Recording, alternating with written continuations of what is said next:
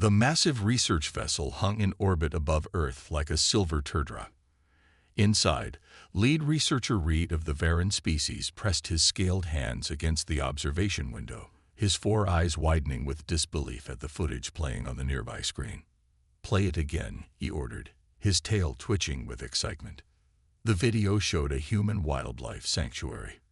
A keeper walked straight up to a massive brown bear, speaking to it in soft tones while offering food from her hand.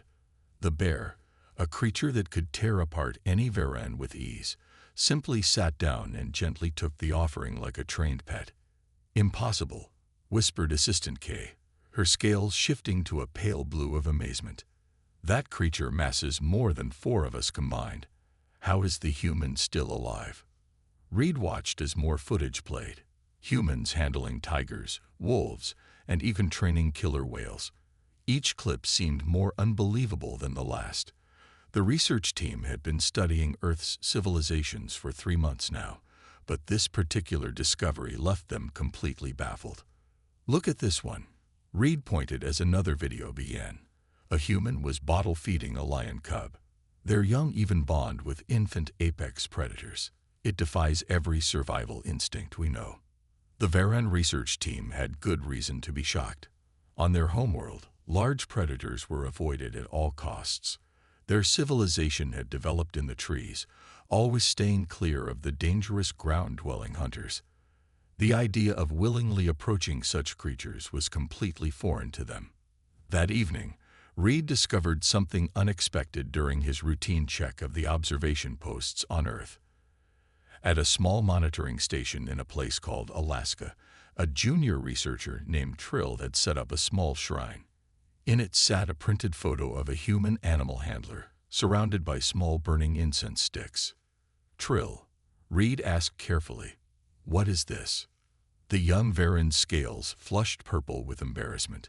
I've been praying to their image before going out to collect samples," Trill admitted. "There are many large predators in this region. I thought, perhaps if I showed respect to the humans' power over beasts, I might be protected too." Reed should have reported this violation of scientific protocol immediately. Instead, he found himself staring at the shrine thoughtfully. "Has it helped? Yesterday I encountered one of their wolves during sample collection," Trill said excitedly. "I had prayed that morning, and the creature simply watched me and walked away. It was remarkable." Word of Trill's shrine spread quietly through the research vessel. Soon, more Varan researchers began keeping small human images in their quarters. Some would whisper to the photos before heading to Earth's surface, asking for the humans' mysterious power over dangerous animals to protect them. Reed knew he should stop this unscientific behavior. But after watching another video of a human calmly leading a full-grown tiger through basic commands, he found himself placing a small photo of a wildlife handler in his own quarters. "There must be some explanation," he said during the evening research meeting. "Perhaps they possess glands that produce calming pheromones, or emit some form of neural suppression field. Or perhaps," offered Kay, her voice dropping to a reverent whisper, "they are touched by something we don't understand. Did you know they evolved as persistence hunters? They would chase prey until it collapsed from exhaustion. What kind of species does that?" The unofficial custom spread to other Varan ships studying Earth. By the time they made official first contact 3 months later, hundreds of Varan researchers had small shrines to human animal handlers in their quarters. It would take years before humans discovered this peculiar practice, and by then, it had already become firmly rooted in Varan culture. Reed never reported Trill's original shrine. Sometimes, he thought while watching humans work confidently with Earth's most dangerous predators, a little mystery in the universe wasn't such a bad thing after all. Tom Baker walked through the halls of the Varan Diplomatic Center, admiring the strange architecture with its curved walls and high ceilings designed for the tall, reptilian aliens. As Earth's lead animal behavior expert assigned to the diplomatic team, he expected to find some cultural differences. What he didn't expect was to find his own face staring back at him from a small alcove in the wall. He stopped and looked closer. There, In what appeared to be some sort of shrine, sat a printed photo of him working with lions at his wildlife sanctuary. Small, sweet-smelling sticks burned on either side of the image. "That's odd," he muttered, scratching his head. As he continued his walk through the building, he noticed more shrines. Some contained photos of other human animal handlers, wildlife experts, and even casual pet owners. Each shrine had the same setup: pictures, burning sticks, and what looked like small offerings of local fruits. During the diplomatic meeting that afternoon, Tom couldn't focus on the trade discussions. His mind kept wandering back to those shrines. Finally, when there was a break in the talks, he approached one of the younger Varan diplomats. "Excuse me," Tom said, pointing to a nearby shrine. "Could you explain what these are for?" The Varan's scales shifted to a deep purple. What Tom had learned was their version of blushing. "Oh, you weren't supposed to see those," the diplomat said, tail twitching nervously. "They're just a cultural practice we've developed." A cultural practice involving pictures of humans. Before the diplomat could answer, the head of the Varan delegation, Ambassador Lorne, stepped in. His scales were a calm green as he addressed Tom. "Mr. Baker, we owe you an explanation," Lorne said. "When we first studied your species, we were amazed by your ability to control and commune with dangerous predators. Many of our younger people began seeking protection through your images." Tom blinked. Protection. Yes, they believed that showing respect to humans might grant them some measure of your power over dangerous creatures. Lorne's scales shifted to a slightly embarrassed blue. "I know it might seem primitive to you, but the custom has spread quite widely among our people." Tom tried to hide his smile. "Ambassador, we don't have any special powers. We've just spent thousands of years learning to understand animal behavior." Of course, Lorne said quickly. "We understand that now, but you must admit, your species has an extraordinary connection with predators. On our world, the idea of keeping a pet cat, a perfect killing machine, in one's home would be unthinkable." As if on cue, Tom's phone buzzed. He pulled it out to find a new photo from his wife, their house cat sleeping on its back, paws in the air. Several young Varan diplomats nearby immediately bowed their heads slightly when they saw the image. "Look," Tom said gently, "I can teach your people about animal behavior. There's no need for shrines or prayers. It's all about understanding body language, respecting boundaries, and—" "Oh, we would be honored to learn," Lorne interrupted.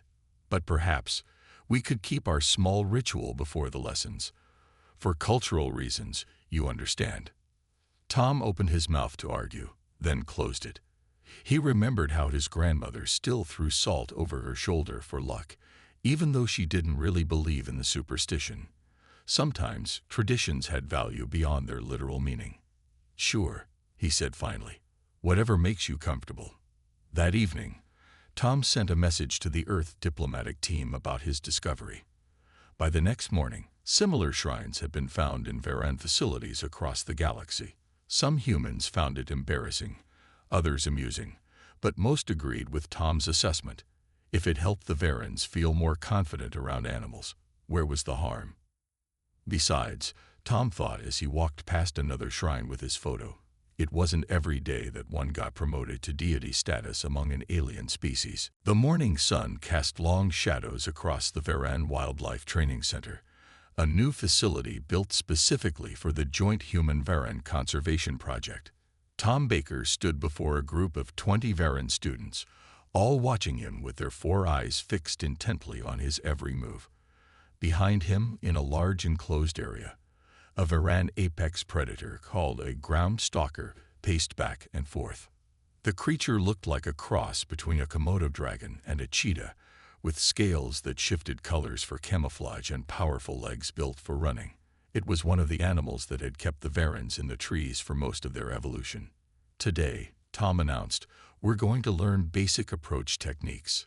Before he could continue, all 20 students pulled out small photos of various human-animal handlers and began their now familiar prayer ritual. Tom waited patiently, having learned to accept this part of the training process. Great hunter of Earth, one student whispered to a photo of Steve Irwin, "Grant me your courage." After they finished, Tom cleared his throat. "Remember what we discussed about body language. These creatures are smart. They can read your intentions. If you're nervous, they'll know." "But how can we not be nervous?" asked a student named Kip, his scales shifting to an anxious yellow. "They've eaten our kind for thousands of years." Tom nodded understandingly. "That's why we start with well-fed, captive-raised specimens. This one has been around people since hatching. Watch." He turned and walked calmly toward the ground stalker, keeping his movements slow and deliberate. The creature stopped pacing and focused all 6 of its eyes on him. Tom kept his body angled slightly away, a non-threatening posture he'd learned worked well with most predators. "See how I'm not making direct eye contact," he explained. "In their world, that's a challenge. Instead, I'm showing I respect their space." The Varans watched in amazement as Tom got within 10 feet of the ground stalker. The creature made a low rumbling sound. Not quite a growl, but not friendly either. "This is their warning distance," Tom explained. "They're telling us this is close enough. Always respect that. Now, who wants to try?" The students looked at each other nervously. Finally, Kip stepped forward, clutching his photo of Steve Irwin like a shield. "Remember," Tom coached, calm, confident movements. "You're not prey, but you're not a threat either." Kip moved forward slowly, trying to copy Tom's posture. His scales kept shifting between nervous yellow and determined green. The ground stalker watched him approach, head tilted with curiosity. When Kip reached the 10-foot mark, the creature made its warning rumble. Kip froze, then slowly backed away as they'd practiced. "Perfect," Tom called out. "You respected its boundaries. That's how you build trust." Kip's scales flushed with pride. "The human blessing worked," he exclaimed, looking at his photo. Tom started to correct him but stopped. He'd learned that some misconceptions were better left alone. The important thing was that Kip had done everything right. If believing in a human blessing helped him stay calm enough to read the animal's signals properly, maybe that wasn't such a bad thing. Over the next few hours, each student took turns approaching the ground stalker. Some got closer than others, but all of them showed improvement from their first day, when they wouldn't even enter the enclosure. At the end of the session, Tom found himself included in their closing prayer ritual. It felt strange hearing them thank him for his divine protection, but he couldn't deny the results. In just 3 weeks, they'd made more progress than he'd expected to see in 3 months. As the students filed out, still buzzing with excitement from their success, Tom looked at the ground stalker. The creature had settled down for a nap, seemingly unbothered by all the attention. "Well," he said to himself, "I guess sometimes the right results can come from the wrong reasons." He picked up a dropped photo of Jane Goodall from the ground and smiled. Earth's greatest animal experts might be accidental gods to the Varans, but at least they were inspiring them to overcome their fears and learn to coexist with their world's wildlife. And really, isn't that what any good deity should do? The emergency alarm blared through the Varan Wildlife Training Center, its piercing sound sending waves of panic through the gathered crowd. Inside the largest training enclosure, a situation was rapidly spiraling out of control. A young Varan researcher named Drift lay on the ground, his scales pale with fear. Above him stood a massive adult ground stalker, one that had recently been brought in from the wild. The creature's scales rippled with aggressive red patterns, its 6 eyes fixed on the fallen researcher. "Nobody make any sudden moves," Tom Baker shouted from the observation deck. He was already moving toward the emergency entrance, his mind racing through possible solutions. Earlier that morning, Drift had been so excited about his progress with the other ground stalkers that he'd volunteered to help with the new arrival. In his enthusiasm, he'd forgotten the most important Varan ritual. He hadn't said his prayer to the human handlers or brought his usual photo. "I just wanted to show I could do it without help," Drift had said proudly, stepping into the enclosure. That confidence had lasted exactly 2 minutes. The wild ground stalker, still adjusting to captivity, had interpreted Drift's direct approach as a challenge. One morning display led to another, and now here they were. Tom reached the emergency entrance and took a deep breath. He could see other Varen staff members clutching their human photos and whispering urgent prayers. Some were even holding up their pictures toward the enclosure like protective talismans. "Drift," Tom called out calmly. "Don't move. Stay exactly as you are." The ground stalker's head snapped toward Tom's voice, giving Drift a moment of relief. Tom entered slowly, his movements deliberate and non-threatening. He'd handled similar situations with big cats back on Earth. The principles weren't that different. "Hey there, big one," Tom spoke softly, using the low, rumbling tones that ground stalkers used for non-aggressive communication. The Varens had taught him that much about their world's predators. The creature's scales flickered with uncertainty, shifting between aggressive red and cautious blue patterns. Tom kept his body angled away, showing submission while slowly circling to put himself between the predator and Drift. "That's it," he continued. "You're in charge here. We respect that. We're not challenging you." Years of experience had taught Tom that most predator attacks happened because the animal felt threatened or cornered. Give them space and show proper respect, and they usually preferred to avoid conflict. The ground stalker took a step back, its scales now showing more blue than red. Tom used the moment to signal Drift with his hand. "Very slowly," Tom whispered.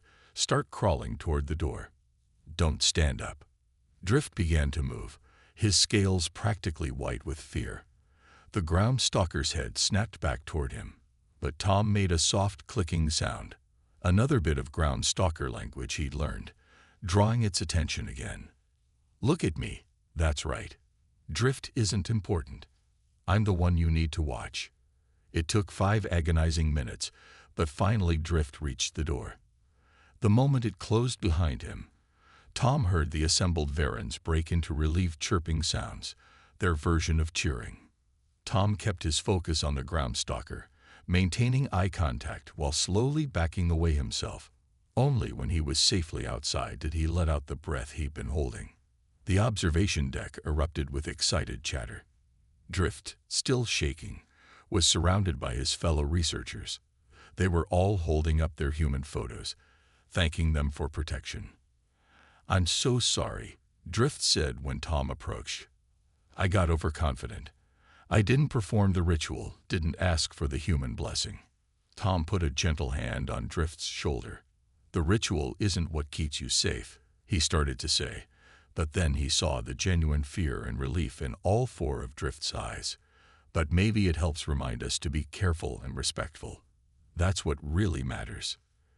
That evening, Tom found a new shrine had been built in the center's main hall. It held a photo of him from that day, already surrounded by burning incense. Beneath it, someone had written, "Protector of the careless, savior of the overconfident." He just shook his head and smiled. Sometimes, he thought, a little faith wasn't such a bad thing to have as backup. Inside the gleaming laboratories of the Varen Science Academy, Professor Vine stared at the results on her screen with growing frustration. Her research team had spent 6 months studying human physiology, convinced they would find something, anything, to explain humans' extraordinary abilities with predatory animals. "Another dead end," she muttered, her scales shifting to a disappointed gray. The latest tests showed nothing unusual about human pheromone production. On the wall of her lab hung pictures of various human-animal handlers. Unlike the prayer shrines common among the general public, these were here for scientific study. Still, she noticed some of her younger assistants would touch the photos for luck before starting difficult experiments. "Professor," her assistant Rush burst into the lab, all 4 eyes wide with excitement. "You need to see this historical footage." On the main screen, Rush played a series of videos showing early human evolution. The images showed humans pursuing large prey animals across open plains, following them for hours until the animals collapsed from exhaustion. "Persistence hunting," Rush explained. "They would just keep following their prey. No natural predator hunts like that. Professor Vine watched with growing interest. "Show me more," she ordered. The next hours were filled with historical recordings. Humans taming wolves into dogs. Humans domesticating wild cats. Humans learning to ride horses. Each video showed the same pattern: patience, persistence, and a strange ability to understand and adapt to animal behavior. "Look at their brain scans during animal interactions," Rush pointed to another display. "The areas associated with empathy and social understanding light up the same way they do when they interact with other humans. They see animals as people," Vine asked, her scales shifting to thoughtful blue. "Not exactly. But they can read animal body language almost instinctively.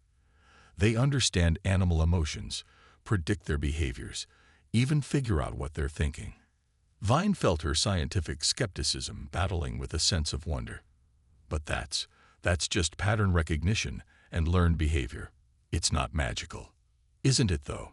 Rush's scales rippled with excitement. "Their young practice by pretending to be animals. They make sounds like animals. They learn to think like animals. What other species does that?" Vine looked at the shrine-like collection of photos on her wall. "The public believes humans have divine power over predators. We're supposed to prove it's just science. But what if it's both?" Rush suggested. "What if their scientific understanding comes from a deeper connection? They evolved alongside their world's predators, learned to think like them, and then used that understanding to turn enemies into allies." Vine was about to argue. But then she remembered something. Last week, she'd visited the Wildlife Training Center. She'd watched Tom Baker calm an aggressive ground stalker just by changing his posture and making specific sounds. It had seemed like magic.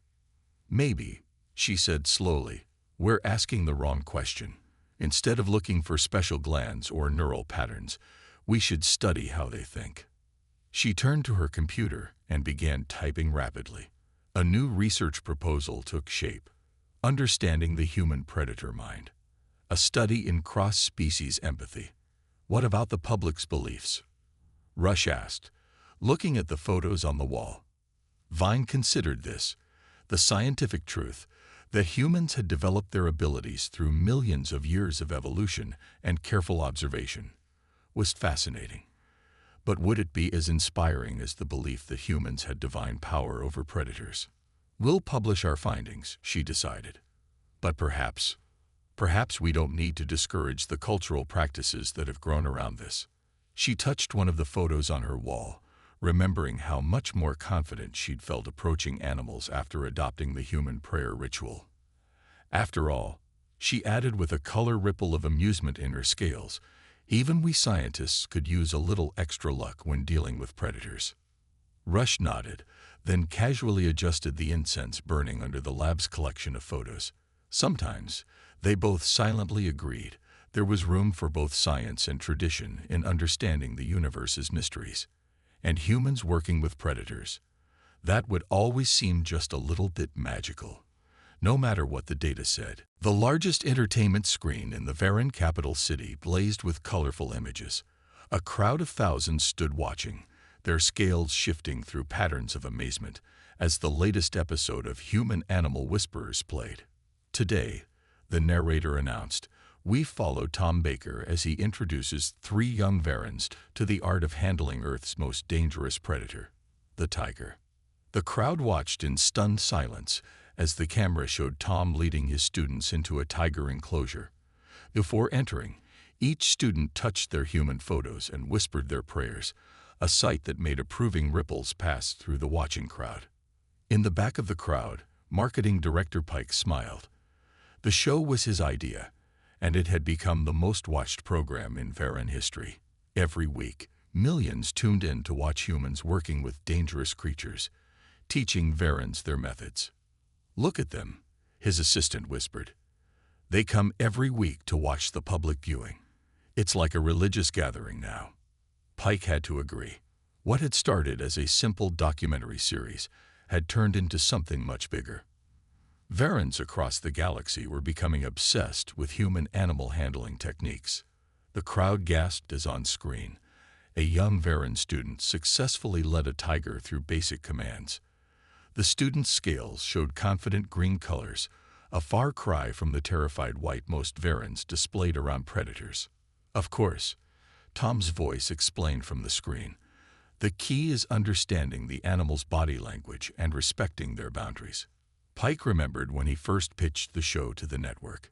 It's not just about the techniques, he had said. It's about showing our people that coexistence with predators is possible. The series had sparked a revolution in Varen society. Wildlife preserves were opening across their worlds. Young Varens were signing up for animal handling courses in record numbers. Even their traditional fear of heights was fading as more Varens learned to work with flying predators. The next segment showed a compilation of human handlers working with various Earth predators, lions, bears, wolves, and even sharks. Each clip was met with sounds of awe from the crowd. The most important thing, Tom's voice continued, is remaining calm and confident. Animals can sense your emotions. A small Varen child in the crowd pulled out a photo of Tom and clutched it tightly. I want to be like him when I grow up, the child told its parent. Pike felt a warmth in his chest. The show wasn't just entertainment. It was changing his people's relationship with their world. After the episode ended, Pike walked through the dispersing crowd. He passed vendor stalls selling approved copies of human handler photos, complete with blessing ceremonies. Another stall offered Earth-style animal handling tools, each blessed by touching them to photos of famous handlers.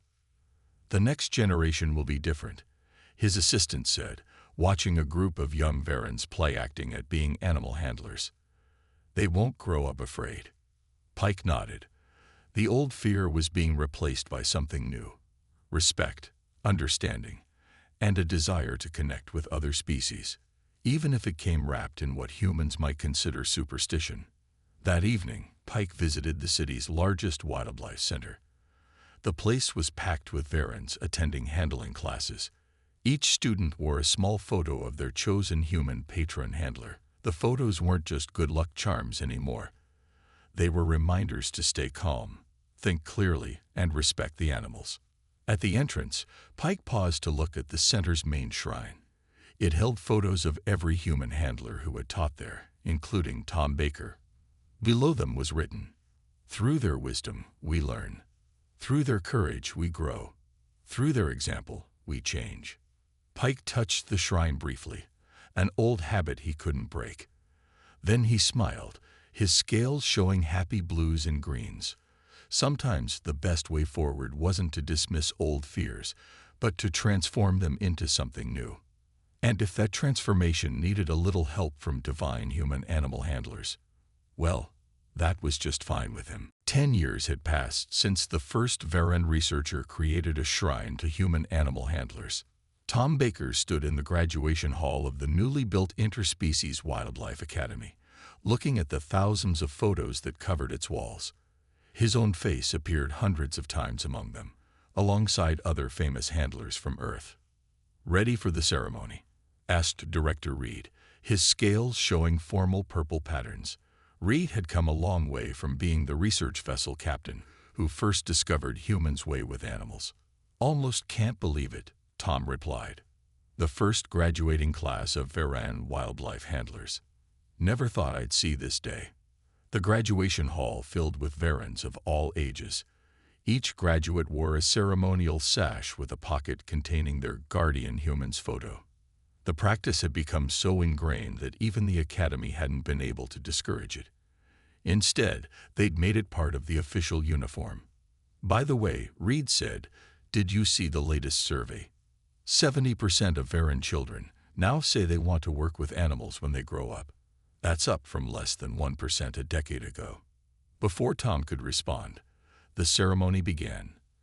One by one, young Varens walked across the stage to receive their certification in wildlife handling. Each paused to touch their photo and whisper a quick prayer, no longer asking for protection, but giving thanks for guidance. From his seat in the front row, Tom watched with pride. These students knew the scientific principles behind animal behavior. They understood body language, territory respect, and proper handling techniques. Yet they still kept their ritual, not from fear anymore, but from tradition. The class valedictorian, a young Varan named Spark, stepped up to give her speech. Her scales showed confident green patterns as she addressed the crowd. 10 years ago, she began, our people lived in fear of predators. We built our cities in the treetops to escape them. We saw them as monsters to be avoided. Then we met the humans. She pulled out her own photo, one of Tom working with a ground stalker. We thought they had divine power over animals. We prayed to their images for protection. But they taught us something more valuable than divine intervention. They taught us understanding. Tom felt his throat tighten as Spark continued. Today, we know that humans don't have magical powers. Their gift is empathy, the ability to see the world through other creatures' eyes. They taught us that predators aren't monsters, but beings worthy of respect and understanding. She held up her photo. We keep these pictures not because we still believe in their divine power, but to remind us of the lessons they represent. Patience, respect, understanding, the wisdom to see beauty in creatures we once feared. After the ceremony, Tom walked through the academy's grounds. Young Varans worked confidently with various predators in training enclosures. In one pen, a student was teaching a ground stalker basic commands. In another, someone was feeding a flying hunter, their scales showing calm blue patterns. Near the exit, he found a new installation, a wall of screens showing Earth's history with animals, cave paintings of hunters running alongside wolves, ancient Egyptian hieroglyphs of domesticated cats, modern footage of conservation efforts. We're keeping this tradition, Reed said, coming up beside him. Not because we still think humans are gods, but because it reminds us how far we've come, how far we can still go. Tom nodded, watching a young Varan child pressing their tiny hand against a photo of Jane Goodall. You know what's funny? Tom said. Back on Earth, many of our ancient cultures had animal gods they prayed to for protection. Now we've become those gods to your people. Reed's scales rippled with amusement. Perhaps that's how all growth happens. We start with faith, move to understanding, but keep the rituals that remind us of our journey. Together, they watched the sun set over the academy grounds. In the distance, they could hear the calls of wild predators. No longer sounds of terror for the Varans, but part of their world song. Sometimes, Tom thought, the most powerful magic wasn't divine power, but the simple act of showing others how to overcome their fears.